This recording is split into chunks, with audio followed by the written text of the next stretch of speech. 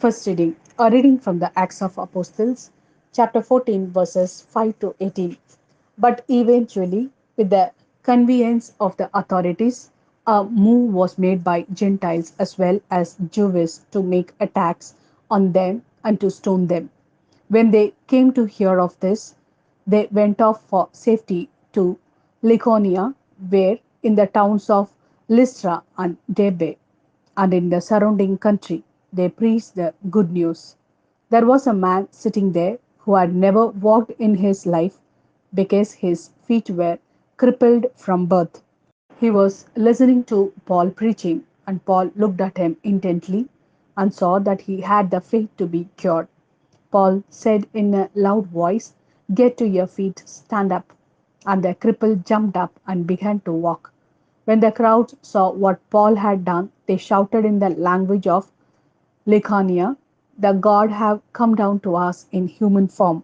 They addressed Barnabas as Zeus, and since Paul was the principal speaker, they called him Hermes, the priest of Zeus outside the gate, proposing that all the people should offer sacrifice with them, brought garlanded oxen to the gates.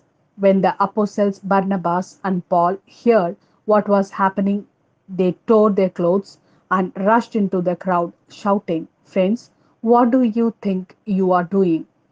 We are only human beings, mortal like yourselves.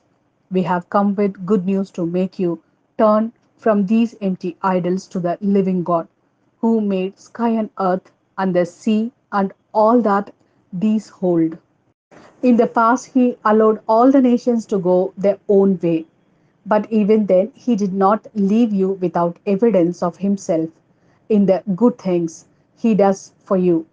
He sends you rain from heaven and seasons of fruitfulness. He fills you with food and your hearts with merriment.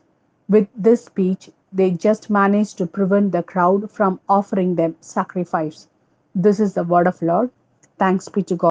A reading from the Gospel according to St. John, chapter 14, verses 21 to 26. Whoever holds to my commandments and keeps them in the one who loves me, and whoever loves me will be loved by my Father, and I shall love him and reveal myself to him.